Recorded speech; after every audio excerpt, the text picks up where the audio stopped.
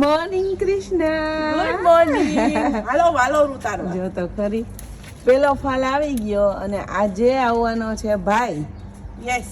તો વિચાર્યું કે પેલી વાલોર મામાને ખવડાવીએ. હા. તો આજે મસ્ત વાલોર બટેટાનું શાક કરવામાં આવશે. જો ફ્રેશ વાલોર એકદમ. તો કૃષ્ણાએ મને કીધું કે હું તમને હેલ્પ કરી દઉં, હાલો ઉતારી દઉં. બ્યુટીફુલ. જો તો ખરી ગજબ.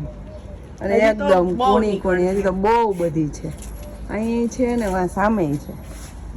અને મસ્ત મસ્ત સવાર થઈ ગયું છે. જો મમ્મી મને હાથ આપે છે વાલોર ઉતારવા. મને એમ થયું કે આપણી હાઈટ ભગવાને બહુ દીધી હતી, જ્યાં પુગાઈ ને બરાબર છે. દયાથી 5 ફૂટ છે. કઈ નહીં, હાવ 5 મમ્મી એવું તમારે નહીં કહેવાનું, 5 1 છે. જો તો ખરી પણ તું, આમાં 2 બટેટા ને 2 રીંગણા નહીં ખાવા એટલે શાક થાય ગજબનું. એમાં 2 વળી થોડીક નાખી દીધી હોય તો ઊંધિયું જોરદાર થઈ જાય. તઈ આપ. જો ભાઈ આવી ગયો. Hello hello good morning. Good morning. તારા હાટુ સ્પેશિયલ વાલોર ઉતારી ગયો. વાહ ભાઈ વાહ. આપણે એવું કઈ અભિમાન નહીં, આપણે તો વાલોરનું શાક ને રીંગણાનું શાક ને આહા દબાવીને ખાવું. કોઈ ખાવાની મજા આવશે ભાઈ.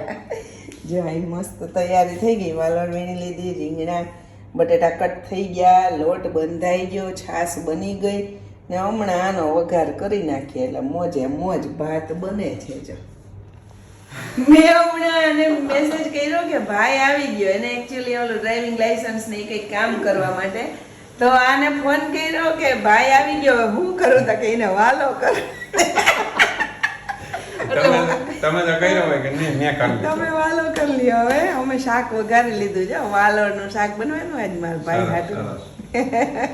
મને એમ હતું કે મામા જમીન જાય ને તો ફટાફટ રોટલી કરી નાખું અને ઈ એનું કામ કરીને આવી જાય. તથા મામા આવીને કે મારે તો જવાનું છે. તો પછી શું કર્યું, ફટાફટ જો ચેવડો બનાવ્યો. વાહ. અને આમાં એને દાળ ભાત શાક જે બનાવ્યું ને એ બધું ભરી દીધું.